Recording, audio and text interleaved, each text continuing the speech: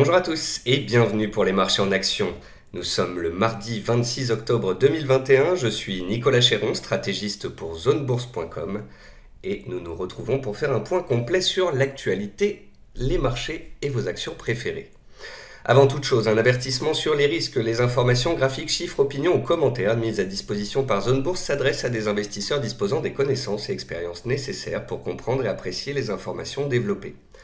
Ces informations sont données à titre informatif et ne représentent en aucun cas une obligation d'investissement, ni une offre ou sollicitation d'acquérir ou de vendre des produits ou services financiers.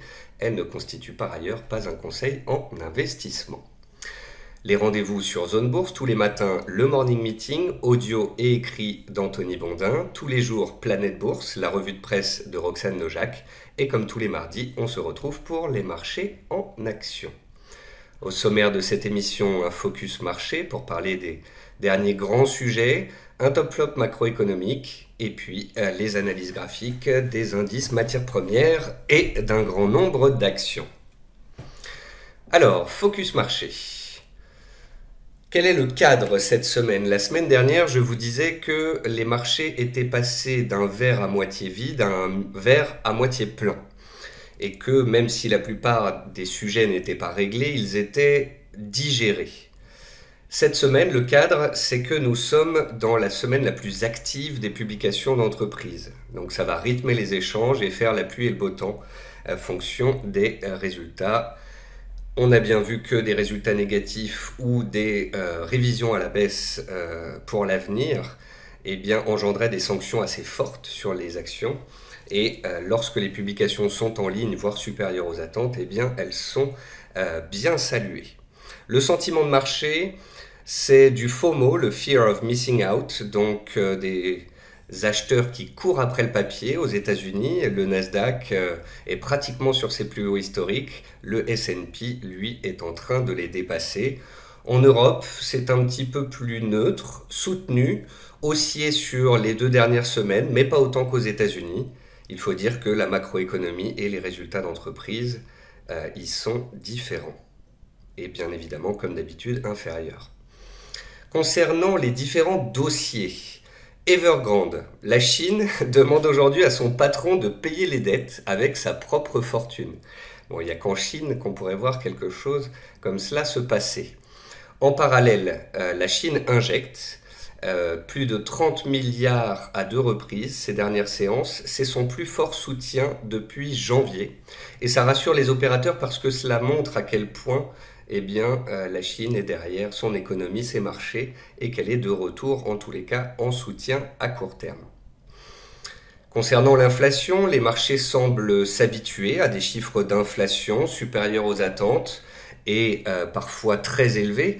En Espagne, par exemple, le PPI, les prix à la production, ont gagné 20% sur un an et sont sur des records de 1977. Donc on a effectivement une inflation qui est très forte, à court terme en tous les cas, en Europe, aux États-Unis.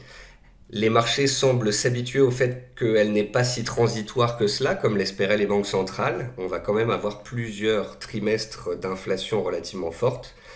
Et on espère pour les banquiers centraux, évidemment, que par la suite, cette inflation retombe comme attendu. Les opérateurs s'acclimatent d'anticipation haussière sur les taux.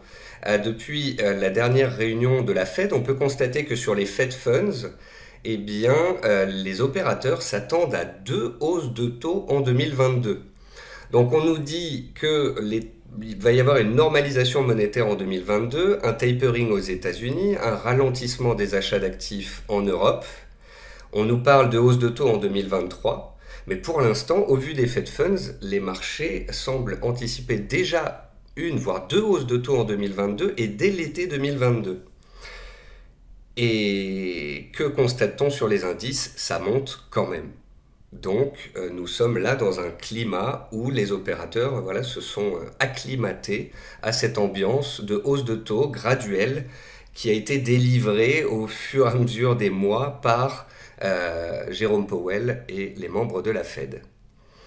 Enfin, selon la saisonnalité indicielle, un creux a été établi sur septembre-octobre. Je vous avais parlé de cette saisonnalité du S&P 500 qui nous montrait que généralement l'été il y a temporisation avant un creux à la rentrée, souvent en septembre, en octobre, et une fin d'année qui est généralement plutôt favorable.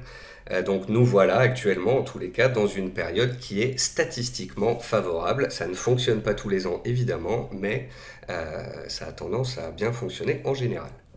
On l'a bien vu en tous les cas pour cet été et pour le creux de septembre-octobre. Je constatais ce matin qu'il ne reste plus que 38 séances pendant lesquelles les opérateurs vont pouvoir intervenir avant une pause pour les fêtes, donc avant le 17 décembre. Après, il y aura beaucoup moins de volume. 38 séances, c'est très peu, et c'est comme si l'année était pratiquement terminée. Et je pense que traders, opérateurs, investisseurs, gérants de fonds, banquiers centraux et officiels feront tout pour que l'on finisse sur les cours actuels, voire un peu plus haut, et que 2021 soit vraiment l'année de la reprise en V, de la reprise économique forte et de très bons résultats d'entreprise. Le pétrole continue sur sa course haussière, il a fait un nouveau plus haut annuel et un nouveau plus haut de 7 ans du coup à 85,4 $. Il continue de tirer les anticipations d'inflation à la hausse. Il serait bon que les métaux, les matières premières en général, mais surtout le pétrole, qui a une composante forte dans l'inflation, retombe pour qu'effectivement les tensions inflationnistes se calment. Sur les métaux précieux, on notera une belle résilience avec les cours de l'argent et de l'or qui ont repris de la hauteur ces dernières séances.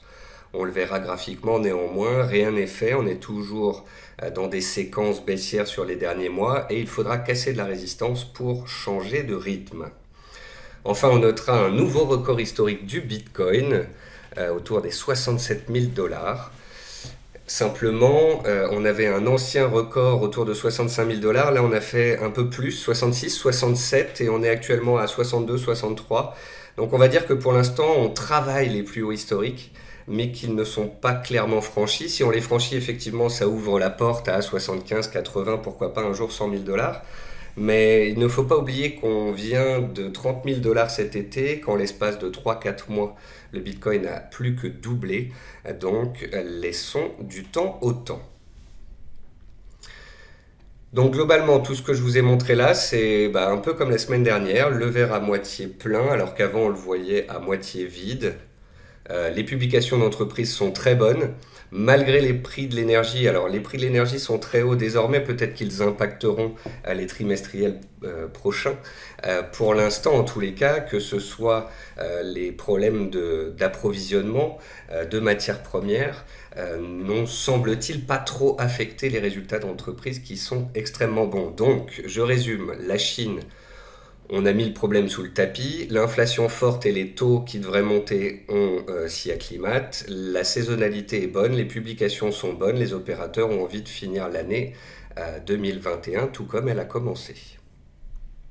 Alors bien évidemment, vous connaissez mon pragmatisme habituel, quand tout va bien, quand tout est au beau fixe, quand tout le monde devient trop positif, c'est là où à tout moment une statistique, un problème avec Evergrande ou autre peut nous faire perdre 2, 3, 4%.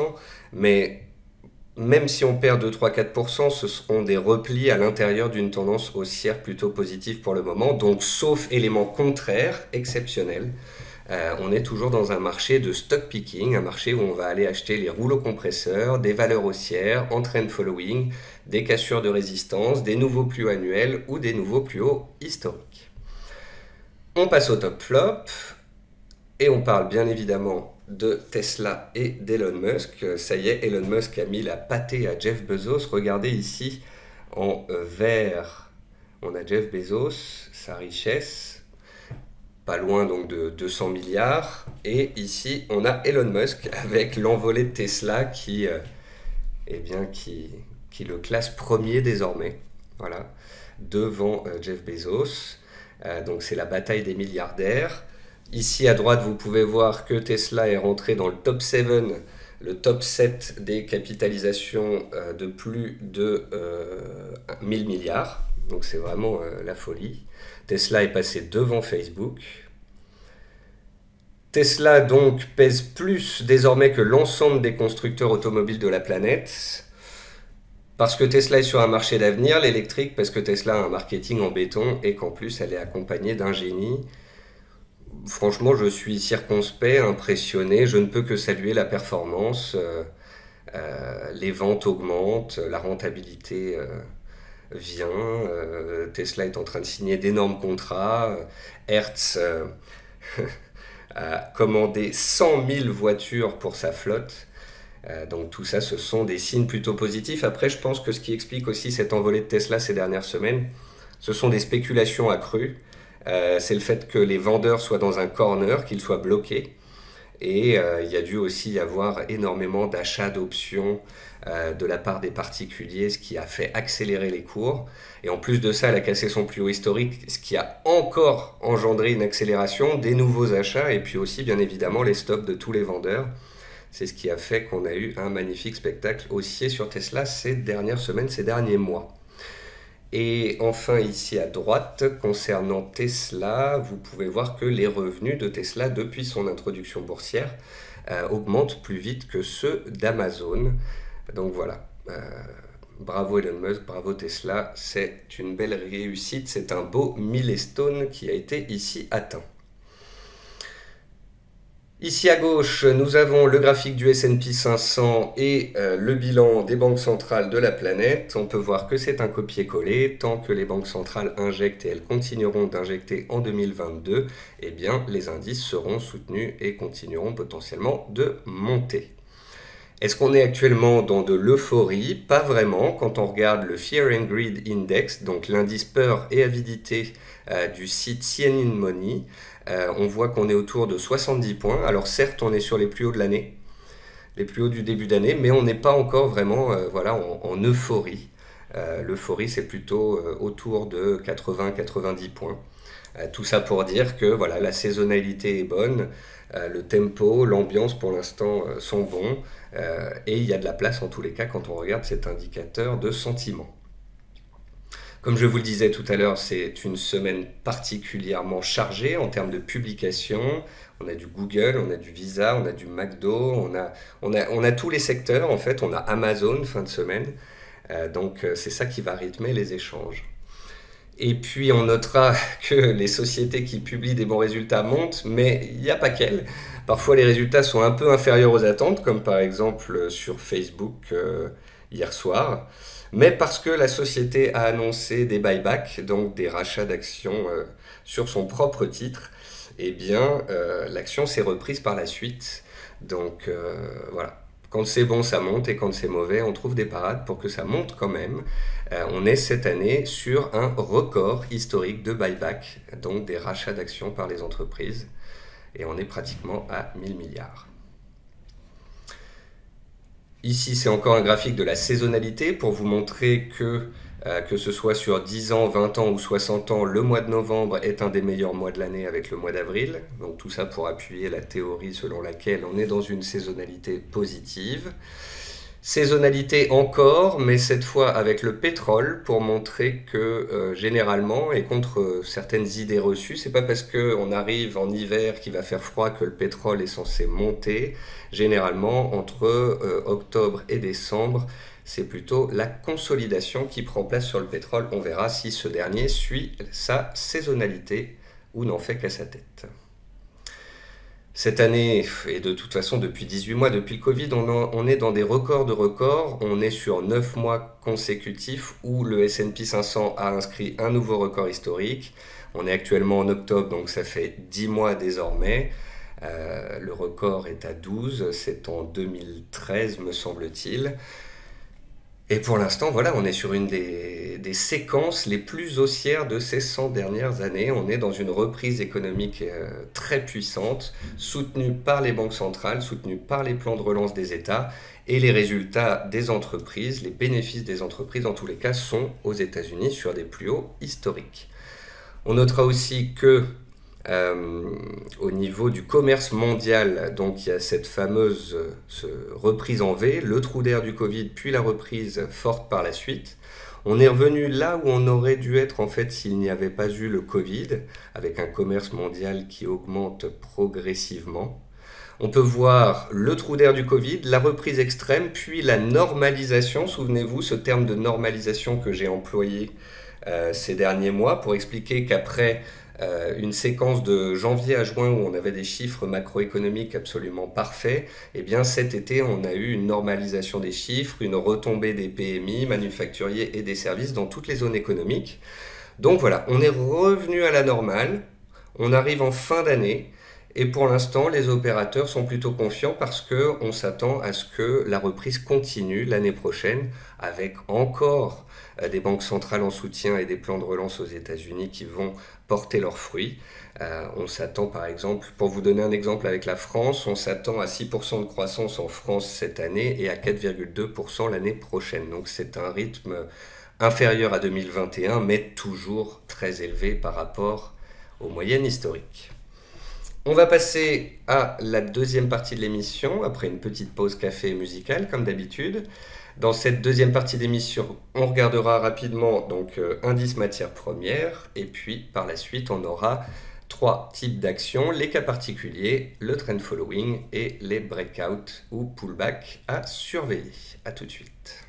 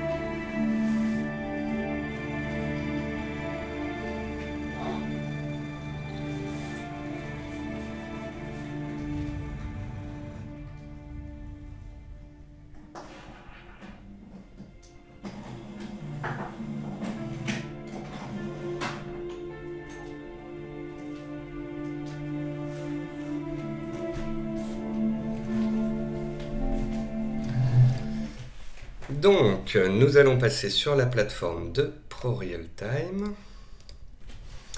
On commence avec le CAC 40. Donc le CAC 40, toujours dans cette séquence haussière de long terme, séquence haussière de moyen terme. On a vu qu'au mois de septembre et début octobre, on était dans une consolidation, on était même dans une compression à l'intérieur d'un triangle dont on a réussi à s'échapper par le haut. Comme on l'a vu la semaine dernière, le marché tient, c'est donc un marché parfait pour faire du stock picking.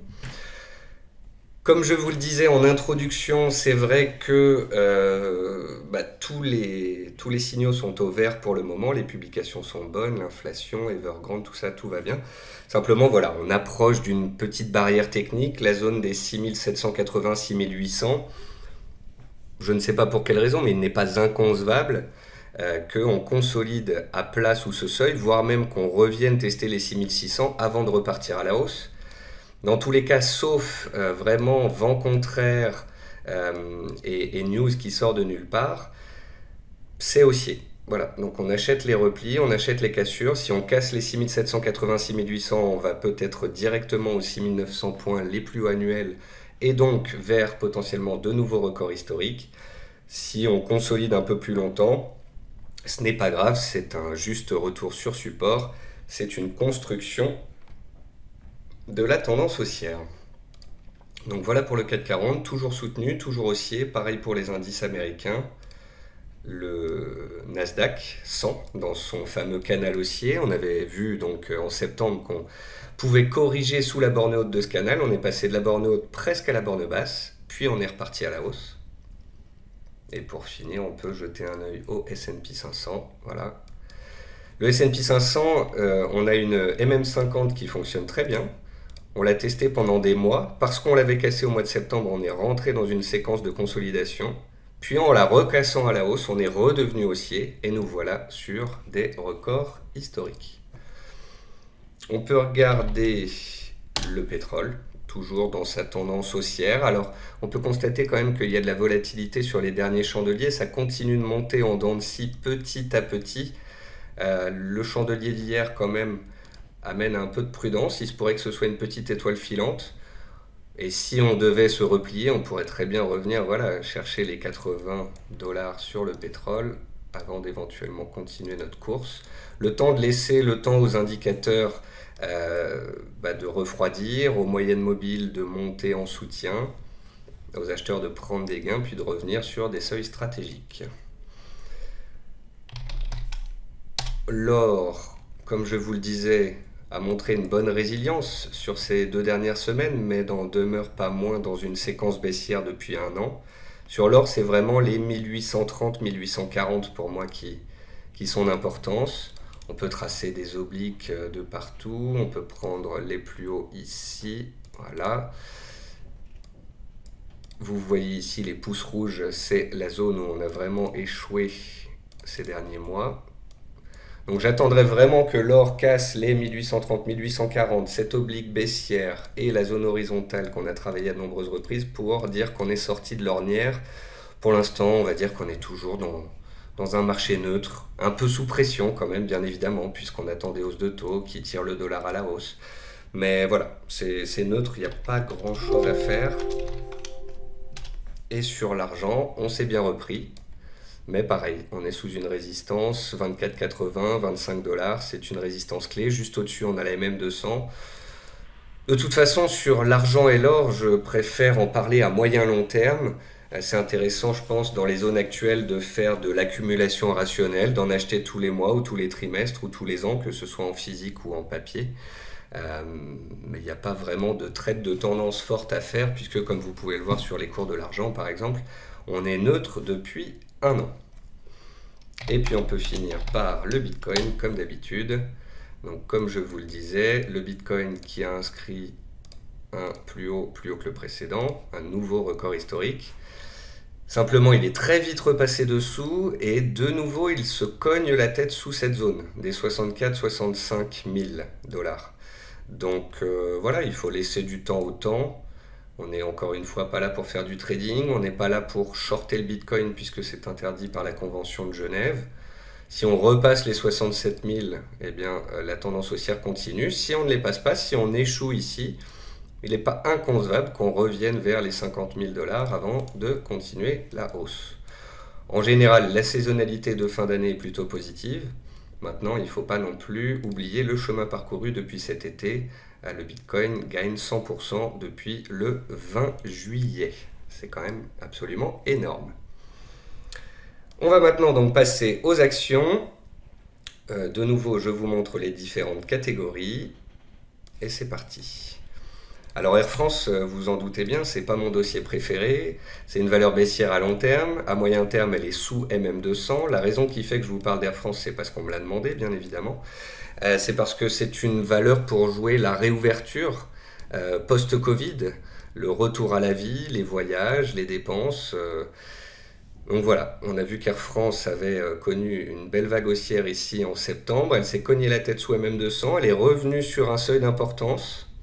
Vous voyez ici, on a fait un test, 2 tests, 3 tests. On est en train de revenir sur une zone de soutien.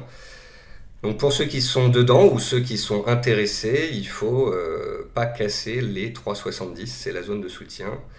Et il faudrait à moyen terme, bien évidemment, casser la MM200 pour parler de tendance haussière de moyen terme. Pour l'instant, c'est vraiment un dossier spéculatif posé sur une zone de soutien. Et c'est à vous de voir si vous voulez avoir du Air France en portefeuille. Dassault Systèmes. Dassault Systèmes, ça fait partie des rouleaux compresseurs. Alors les rouleaux compresseurs, c'est quoi? C'est les valeurs comme Téléperformance, qui sont extrêmement haussières, qui ont corrigé en septembre, début octobre, qui ont atteint ou presque les MM200 et en tous les cas des niveaux horizontaux, qui sont repartis très vite. On avait toute une liste, on l'a vu ensemble pendant plusieurs émissions, les Sartorius, les Téléperformance, les SKR, les VGP, les IMCD, soit des valeurs en trend following, soit carrément on appelle ça des rouleaux compresseurs, où je les ai appelés les roquettes, IMCD et VGP. Donc voilà, Dassault fait partie de ce groupe-là des valeurs les plus fortes, les plus qualitatives. Après, ce que je note sur certaines d'entre elles, c'est que on a eu une belle séquence de rebonds haussiers. On se retrouve sous MM50 ici sur Dassault. Il ne serait pas inconcevable qu'on consolide pour valider la zone, pour construire le mouvement haussier, et qu'ensuite on reparte à la hausse. Et c'est pour cette raison, tout à l'heure, qu'en vous montrant le CAC 40 sous les 6780 points, 6800 points, je disais il ne faut pas non plus être trop positif, trop euphorique. Oui, les opérateurs voient le verre à moitié plein désormais, les résultats sont corrects.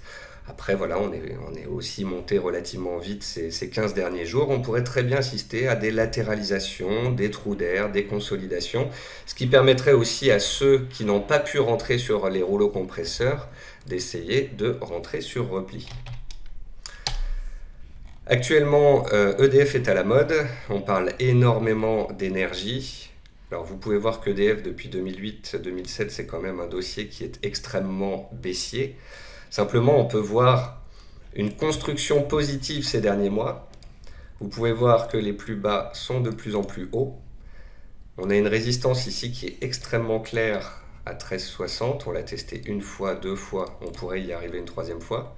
Et vous pouvez aussi voir une figure chartiste qui se dessine. Ici, vous avez une grande tasse et ici une anse qu'on est en train de construire. Donc, tasse avec anse, c'est une figure de retournement.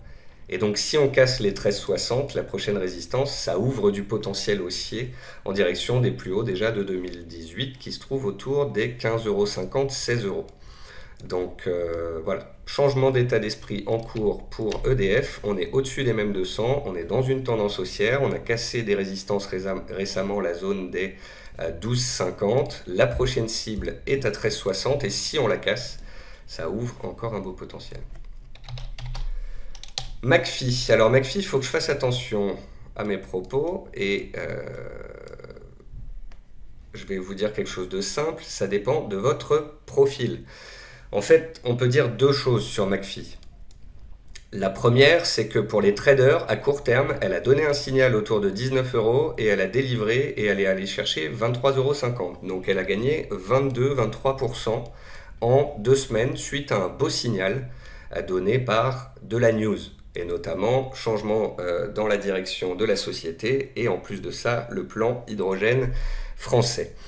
Donc pour les court-termistes, on a acheté à 18 ou 19, on arrive à 23, on prend des gains et où on remonte les stops.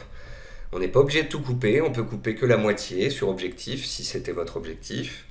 On voit quand même que la MM200 arrive en résistance, elle est baissière, on voit qu'on fait un peu des mèches sur la zone, donc c'est une zone dure sur laquelle certains court-termistes prendront des gains ou en tous les cas remonteront les stops pour valider des gains si on devait consolider de nouveau.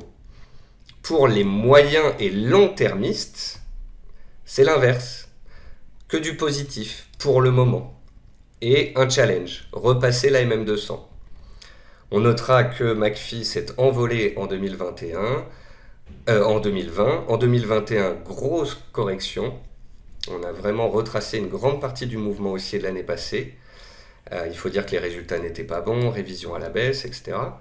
Mais voilà, on a eu une correction, on a un double creux, on a les cours qui sont en train de se retourner, on a eu des beaux volumes ces dernières semaines. Donc, échec ou non sous la résistance de court terme, l'investisseur de moyen long terme, il s'en fiche. Même si on devait consolider en direction des 20 €, ce qu'il importe, c'est qu'on reparte par la suite en direction des 30 € et plus. Donc, autant un commentaire pour un court-termiste, c'est de dire « Attention, on arrive sous des résistances clés », mais pour les moyens-termistes, tout va bien. Donc après, à vous de vous poser la question « Qui suis-je sur ce dossier ?» Nekon, décevante, mais n'est-ce pas un pullback rapide sur la borne haute du canal baissier dont on est sorti récemment? Je pose la question, on avait un canal baissier, on est sorti avec des gros volumes et on est peut-être allé un peu haut, un peu vite. La valeur a pris 30% très rapidement, elle a buté sous le seuil psychologique des 6 € et nous voilà de nouveau à 5 €. Nous voilà dans une zone qui avait été privilégiée par les acheteurs précédemment. Donc pour ceux qui voulaient en attraper sur repli, sur pullback, c'est le moyen de le faire. Ça reste baissier à moyen terme, ça reste sous MM200, ce n'est pas du trend following, ici c'est du trading sur un seuil clé. Donc si vous préférez faire du trend following sur des dossiers qualitatifs, n'allez que sur les rouleaux compresseurs et autres, je peux tout à fait l'entendre. Je fais aussi dans cette émission des valeurs qui me sont demandées. Ruby, c'est now or never, j'ai envie de dire. C'est une valeur dont on me parle depuis des mois, qui n'a pas réussi ici à casser la résistance des 42 et qui depuis a perdu 34%. On est de retour sur les plus bas annuels, on est sur une zone d'importance, les 27,50, 28,50. Donc pour ceux qui veulent anticiper la création d'un éventuel range, ou en tous les cas une réaction sur un seuil historique, c'est ici que cela se passe. Il ne faut pas passer sous les 27, 27,50. Il faut absolument réagir dans la zone actuelle et rapidement casser de la résistance. C'est là où certains mettent à profit la zone de soutien. Et c'est là où d'autres attendront patiemment, sagement, une cassure de résistance. Ça me rappelle un peu Alstom si vous voulez. On baisse, puis on se met dans un range. Et comme je vous le disais, il faut attendre la cassure du range par le haut. Ça ne casse pas, on va un étage plus bas. On fait de nouveau un range, ça ne casse pas, on va de nouveau plus bas. C'est là où celui qui attend les cassures de range par le haut n'est pas rentré depuis 6 mois. Alors que celui qui paye tous les niveaux techniques, jusqu'ici, s'est fait avoir. Là, on n'est pas sur un petit niveau technique, donc je peux comprendre que certains le tentent. Quant aux autres, ils attendront patiemment une cassure des 30 euros, 30, 30,50 euros qui ont été travaillés le mois dernier. Valneva déchaîne les passions, les volumes, valeur biotech, spéculative, extrêmement volatile, qui a fait peur aux investisseurs au mois de septembre, qui les a rassurés au mois d'octobre, sur laquelle on attend évidemment, comme sur n'importe quelle biotech, des publications positives, qui pourraient, si elles étaient positives, engendrer un ralliement des plus hauts annuels et historiques, voire de nouveaux records. C'est ce qu'anticipent en tous les cas certains bureaux d'analyse qui suivent la recherche de la société. Donc, pour ceux qui sont dedans, vous y croyez en fait. J'ai pas d'analyse à vous faire, d'analyse technique. Là, c'est vraiment du sentiment et de la news.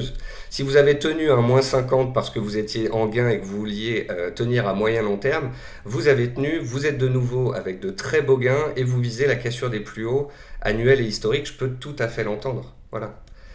Et si vous voulez en acheter sur repli, sachez juste qu'elle a un gap sous les pieds, qu'elle est très volatile, donc que les replis peuvent être puissants. On l'a vu, quand il y a une mauvaise nouvelle, ça peut aller très vite, très bas. Donc encore une fois, c'est un peu comme sur McPhee. Est-ce que vous êtes un investisseur de court terme ou un investisseur de long terme? C'est à vous de vous poser la question. Sur Valneva, c'est pareil. Est-ce que vous voulez tenir le dossier jusqu'à la fin de l'année parce qu'on attend des grands rendez-vous? Ou est-ce que vous la jouez un peu plus trading en remontant les stops au fur et à mesure du mouvement? Vivendi, on m'a posé la question de savoir ce que faisait Vivendi à moyen et long terme. Eh bien la réponse est rien. En fait, Vivendi est exactement sur ses cours de janvier 2020 et de janvier 2021. Elle n'a donc pas bougé depuis ces 2 dernières années. Voilà, il y a eu le trou d'air du Covid, la forte hausse avant la session du MG et nous voilà flat. Voilà, on a un graphique qui est un petit peu déstructuré à cause de cette opération sur le titre. Est-ce qu'on peut considérer la MM200 comme pertinente? En tous les cas, ici, elle a bloqué les cours. Ce que je peux constater, c'est que sous 11 euros, il y avait pas mal d'acheteurs sur le mois et demi écoulé. La société opère des achats de son propre titre, ce qui est un soutien intangible, bien évidemment, à son action. Donc voilà, pour moi c'est vraiment une ligne de moyen long terme, bon père de famille, pas très volatile et intéressante, ou en tous les cas recherchée quand elle est sous les 11 euros.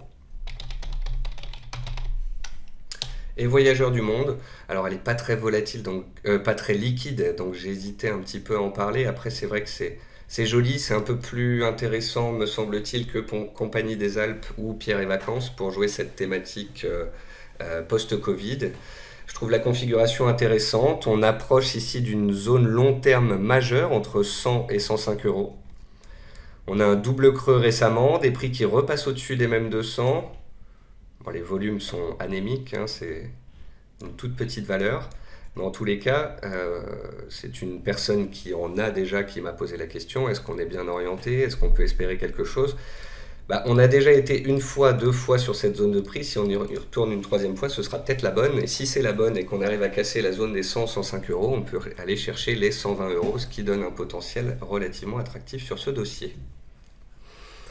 On va passer aux valeurs de trend following, avec une valeur pareille dont on parle jamais.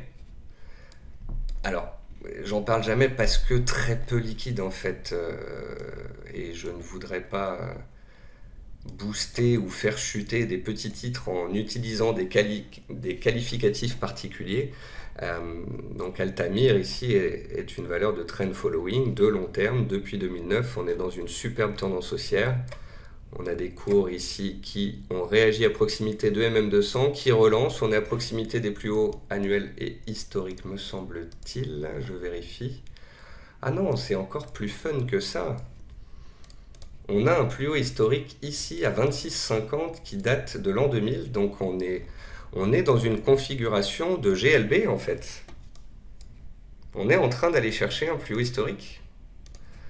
Donc on a un plus haut annuel à 25,50, au-dessus on a un plus haut historique à 26,50, et si on passe cette zone de prix, comme tout GLB, ça peut engendrer encore une nouvelle accélération, donc intéressant, merci à celui qui me l'a proposé. Ensuite, Braidrod à Bruxelles, ça ressemble au rouleau compresseur, hein, VGP, IMCD, Sartorius et d'autres.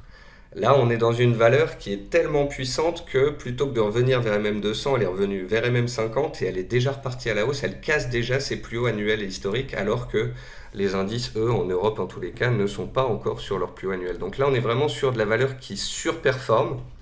Cet été, quand le marché consolide, elle consolide. En septembre, alors que le marché baisse, elle commence à se reprendre. Et en octobre, alors que le marché monte par la suite, eh bien, elle casse ses plus hauts annuels et historiques. C'est typiquement ce qu'on recherche, une valeur haussière en trend following qui casse ses records.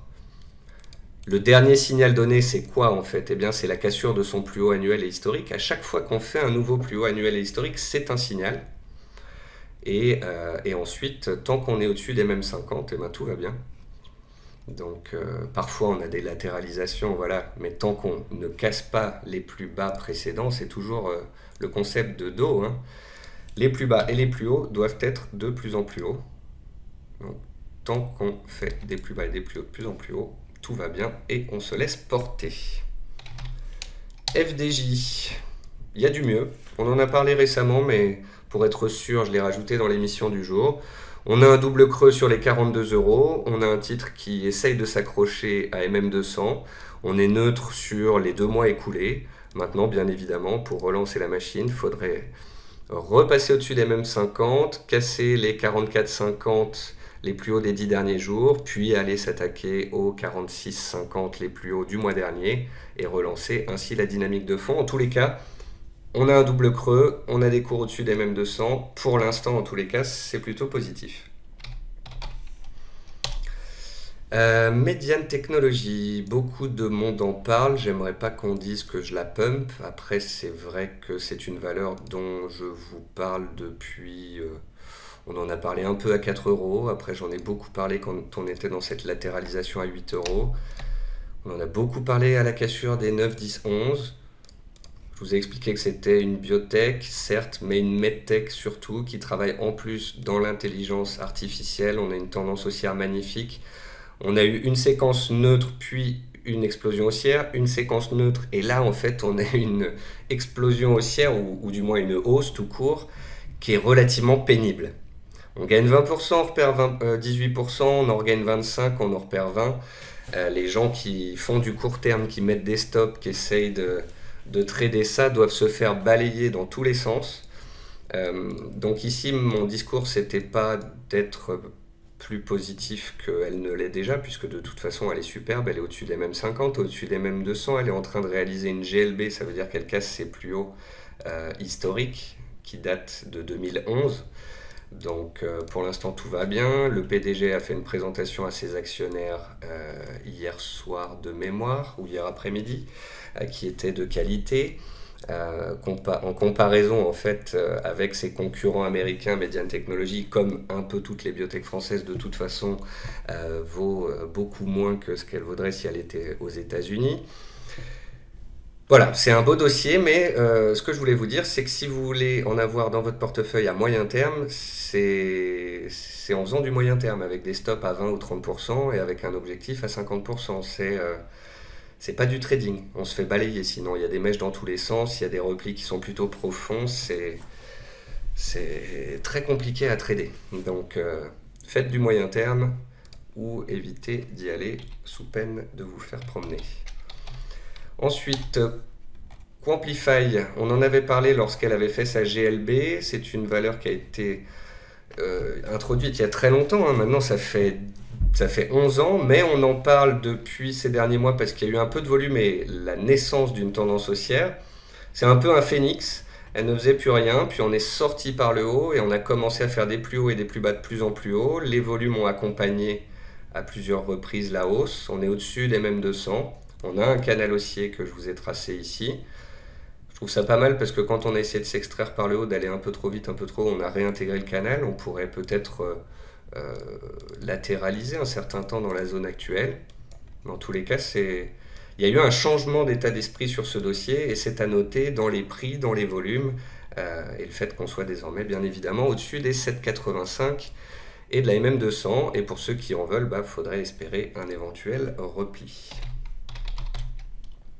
Thermador Group, je l'ai pris parce que exemple intéressant de trend following, encore une fois, valeur haussière sur 20 ans, sur 10 ans, sur 5 ans, sur l'année écoulée. On est dans une consolidation à plat qui dure maintenant depuis quand même 2-3 mois et on est en train de tenter de s'en extraire par le haut pour aller potentiellement chercher de nouveaux records historiques. On apprécie qu'en septembre-octobre, on ait consolidé, qu'on soit revenu à proximité des mêmes 200 et que les cours aient été réactifs. Ça montre que on est toujours dans une belle dynamique haussière et que les acheteurs sont là sur repli. Et il ne serait pas étonnant si l'année finit en beauté sur les indices, qu'elle finisse en beauté aussi sur ce type de dossier. Villemorin. Là, on est dans une configuration très particulière parce que quand on regarde le titre sur les 15 dernières années, c'est très très très volatile. On peut voir qu'on est dans une sorte, j'ai bien dit une sorte de théorie du phénix avec des cours qui baissaient en 2018, 2019. On fait un creux avec le Covid comme sur beaucoup de titres. Et là, on est en train de tenter d'insuffler une dynamique haussière. On avait une consolidation ici qui a duré pendant pratiquement 6 mois. On en est sorti par le haut. On a un gap sous les pieds. Ce serait peut-être pas mal de venir le combler ici à 53,50 avant de repartir. Pour les investisseurs de moyen terme, il faut absolument rester au-dessus des 50 euros.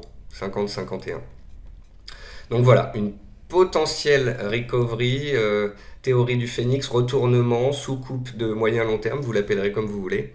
Un gap sous les pieds qui, s'il était comblé, peut-être conférerait une entrée optimum.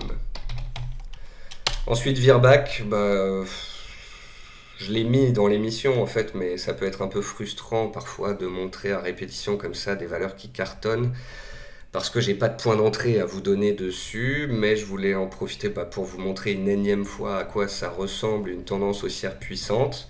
Ici sur Virbac, et c'est plutôt rare, donc on le signale, c'est qu'on a des gaps haussiers très puissants qu'on appelle des runaway gaps, comme aux États-Unis, c'est-à-dire qu'on a un gap haussier qu'on ne comblera pas. On va monter, on va revenir tester un petit peu cette zone d'ouverture, puis on va continuer à la hausse, puis de nouveau on va faire un gap haussier qu'on ne va pas combler complètement, et on va repartir à la hausse. Ici pareil, encore un gap haussier qui a été testé mais pas comblé, donc ça... En fait, un gap haussier testé mais non comblé, ça montre à quel point le mouvement est puissant. Les opérateurs attendent même pas qu'on comble les gaps, ils achètent et ça fait monter le titre très rapidement. Ça montre qu'il y a vraiment un engouement dessus.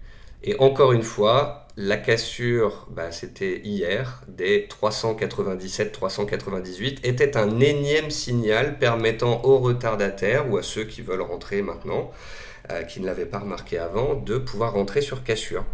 Donc maintenant, si vous n'êtes pas rentré sur cassure, il faudra attendre un éventuel repli, comme on en a régulièrement, pour rentrer dans le sens de la tendance. Et j'en profite pour féliciter Master Bourse qui suit cette valeur depuis longtemps. Et on arrive à la fin des valeurs de trend following avec un de mes dossiers préférés,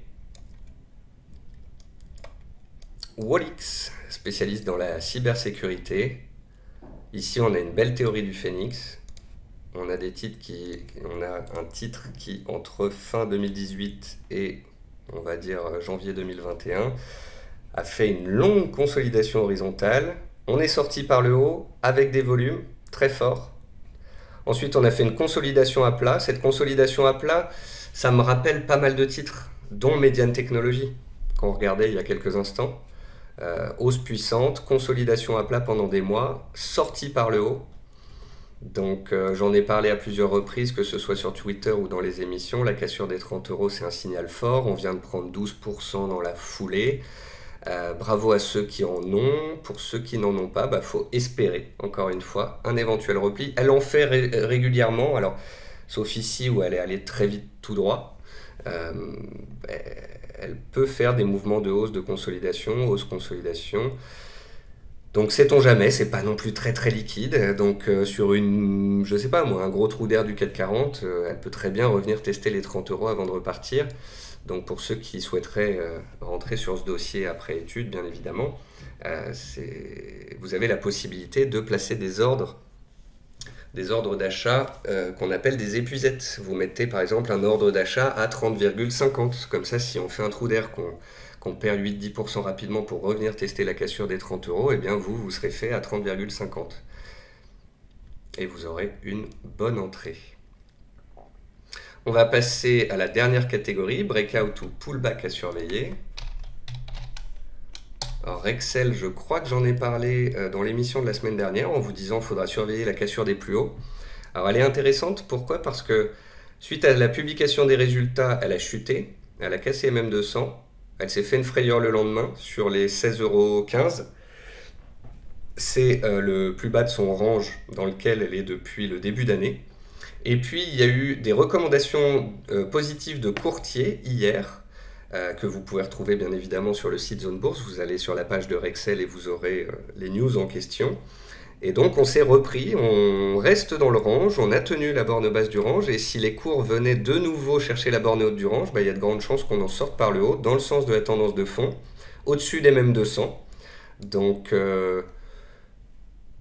c'est pas un achat à faire maintenant. Mais si cassure il y a, ce sera une cassure intéressante puisqu'on a 1, 2, presque 3 tests. Donc si on y retourne une quatrième fois, ce sera peut-être la bonne. Autre valeur haussière en latéralisation qui pourrait casser ses plus hauts annuels et historiques, c'est Adyen. Adyen, c'est un des plus beaux dossiers de trend following que l'on suit depuis 2 ans maintenant. Pareil, valeur très très solide. La correction de septembre a été très vite réalisée. En fait, elle était montée tellement vite, tellement fort au mois d'août qu'elle a retracé l'intégralité de cette impulsion. Elle est revenue sur zone horizontale. Elle est revenue au début de son impulsion haussière donnée ici. Et puis elle est repartie de plus belle. Voilà. C'est vraiment une valeur ultra solide, à proximité de ses plus hauts annuels historiques. Et je ne serais pas étonné qu'on la retrouve en fin d'année sur les 3000. Ensuite, Biocorp. Là, je vais vous dire un truc simple, c'est que j'ai l'impression que c'est Median Technology une nouvelle fois. Elle est un peu plus brouillon, elle est moins liquide, c'est moins propre, mais on a ce grand range de moyen terme. On a déjà cette impulsion haussière l'année dernière avec des grands volumes. On a une longue consolidation horizontale, et maintenant, il faut voir si on casse des résistances. On s'est fait une petite frayeur cet été comme sur beaucoup de valeurs, on l'a retracé intégralement. Maintenant, il y a un niveau à casser, 2 niveaux à casser, 3 niveaux à casser. Et si on casse le troisième, on sort d'un range par le haut et on reporte la hauteur du range à la cassure, ce qui donne un objectif relativement élevé. c'est une petite valeur, ça peut aller vite. Vous voyez un peu la théorie du phénix, entre 2016 et 2020, elle est dans un range, elle sort par le haut avec des volumes forts, elle débute un trend following. C'est là où je vous disais qu'elle est un peu spéciale, c'est que elle est repassée sous MMM 200, elle a cassé son trend following, et elle est donc redevenue beaucoup plus neutre. Mais voilà, il y a cette ressemblance avec Median Technologies qui me fait dire qu'il faut suivre ce dossier en cas de nouvelle cassure haussière. On voit bien que les opérateurs ont profité du trou d'air pour en acheter. Et maintenant, s'il y avait de bonnes publications sur la société, je ne serais pas du tout étonné qu'elle ait cherché ses plus hauts. Coface, on en a parlé récemment, c'est une GLB. Je l'ai remis dans l'émission du jour parce qu'elle est tellement belle qu'il fallait en parler. Le plus haut historique était ici, juste avant le Covid, à 12,50 €. Elle est en train de les dépasser. Donc, nouveau signal haussier sur le titre Coface. On était dans un canal haussier, on en est sorti par le haut, on s'attaque au plus annuel, au plus haut historique. Et nous voilà donc dans l'inconnu. Donc, dans ces cas-là, il n'y a pas d'objectif fixé. Il faut garder un stop relativement large. Pour ceux qui font du moyen terme, c'est sous les 11 €. Pour ceux qui font du court terme, sous les 12 €. Et ça fait partie des titres les plus haussiers sur la dernière séquence de marché. Donc si le CAC tient bien en fin d'année ou finit sur des plus hauts historiques, des plus hauts annuels et historiques potentiellement, elle devrait faire de même. Ensuite, Galapagos, c'est beaucoup plus particulier. Là, on est sur de la biotech belge accidentée. C'est très spécial, mais encore une fois, on me l'a demandé.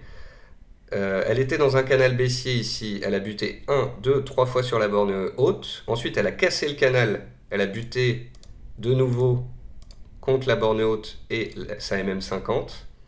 Aujourd'hui encore, elle bute sous MM50. Donc, pour parler de reprise tangible sur Galapagos, il faudrait absolument, allez, on va dire casser les 48, 80, 48, 49 €. Il faudrait réussir à faire un double creux sur les 43 €, à casser MM50, à casser la borne basse du canal qui bloquait avant et à inscrire un plus haut de 2 mois pour vraiment montrer qu'il y a un intérêt. En tous les cas, il y a du volume, ça commence à s'étoffer, ça commence à construire quelque chose. Maintenant, il n'y a pas de signal, pas de cassure. Il faut attendre et voir si ça se fera. J. Martins, là on est sur de la cassure de plus haut historique, on vient de la faire, c'est pour ça que j'ai appelé cette catégorie en fait breakout ou pullback à surveiller.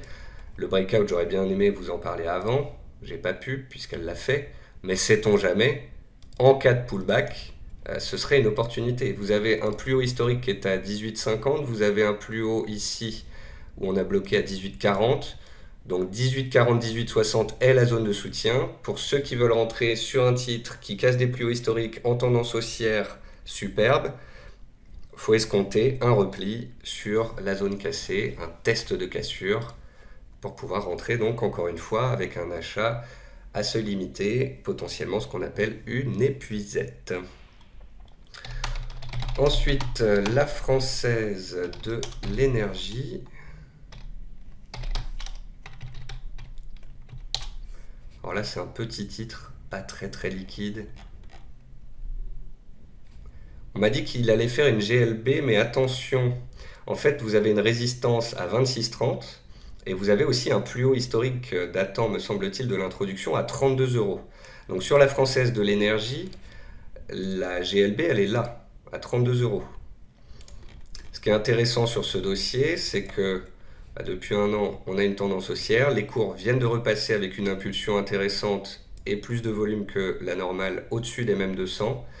On est sous la borne haute d'un range à 25 €. Si ça casse, on a les plus hauts des dernières années à 26,40. Et si ça passe, on va en direction de la GLB à 32 €. Donc c'est vrai que c'est une très belle configuration. Cassure des 25 à surveiller, cassure des 26,30 à surveiller, objectif théorique autour des 30 €, puis la GLB à 32 €. Merci encore à ceux qui me l'ont proposé. Ensuite, Valorec. Alors Valorec, je l'ai fait, voilà, parce qu'on me la demande, mais Valorec, c'est vraiment pas ma tasse de thé. C'est un dossier ultra accidenté. Regardez ce carnage sur les dernières années. Depuis 2007, ça ne fait que baisser. La valeur a perdu 98% de sa valeur. Euh, voilà. Malgré la très forte hausse du pétrole, quadruplement des cours sur l'année écoulée, on passe de 20 à 80 dollars, on est toujours sur les plus bas annuels. Donc, bah voilà, vous pouvez surveiller ça, vous pouvez surveiller à 7,85 une oblique baissière, vous pouvez surveiller la zone des 8 euros qui a bloqué ces dernières semaines. Si on casse 7,85 puis qu'on confirme au-dessus de 8 euros, c'est qu'on est dans une tentative de reprise de court terme. Mais ce serait que le début de la mission du retournement, parce que ensuite il y a le haut du range à 8,50, ensuite il y a la MM200 à 9 euros. Et puis, bah, faut que la société publie des bonnes choses. Voilà. Valorex, c'est un dossier qui est ultra endetté. Alors après, me dit-on dans l'oreillette, des membres de l'équipe dirigeante se seraient renforcés sur le titre récemment, ce qui est plutôt positif en général, pas tout le temps. Donc voilà, pour ceux qui veulent faire du trading de court terme et non pas du trend following de moyen terme, on pourra surveiller les 7,85 pour commencer. Et puis on finit avec Verallia. Verallia, où ici on parle d'une potentielle GLB. Verallia s'est coté fin 2019, elle a fait un plus haut à 36 euros. Ces derniers temps, j'aime bien la construction, on a une hausse, une consolidation pendant 6 mois, et là on est en train de redémarrer une hausse. On est pratiquement sur les plus hauts annuels. La cassure des 34, 34, 10, les plus hauts annuels donc, ce serait un signal supplémentaire à la hausse pour aller chercher la GLB à 36 euros, voire plus si affinité. Donc là, si vous êtes dedans, bravo, elle est belle pour le moment. Si vous n'en avez pas, ce qu'il faut espérer, c'est qu'on revienne vers les 32 euros, les plus hauts récents qu'on a cassés il y a 15 jours. La MM200 et la MM50 qui vont arriver en soutien. Donc il faudrait espérer une conso avant d'aller chercher la cassure éventuelle des plus hauts annuels, puis des plus hauts historiques. En tous les cas, c'est pas mal du tout. Merci pour tous ces titres que je n'avais pas suivis depuis un certain temps. Quamplify, Thermador, Virbac, Biocorp, Verallia. J'espère que cette émission vous a plu. Donc un peu plus de positif sur les marchés. C'est haussier à moyen terme, à long terme, mais aussi à court terme désormais. On a des résistances en Europe. Est-ce qu'on va se replier un peu dessous ou pas? On verra bien. Mais tant qu'on n'a pas d'explosion du VIX, tant qu'on n'a pas d'accident, tant qu'on n'a pas de retour de la peur, de -2 ou -3, de cassure de support, de choses comme ça, eh bien c'est du business as usual, c'est-à-dire un marché soutenu par les banques centrales avec des bons résultats d'entreprise sur lequel on peut faire du stock picking et du trend following. Voilà, c'est la fin de cette émission. J'espère que cela vous a plu. Je vous retrouve sur les réseaux sociaux, sur BFM, sur Bismart demain et jeudi. Et je vous souhaite à tous une très bonne semaine. Au revoir à tous.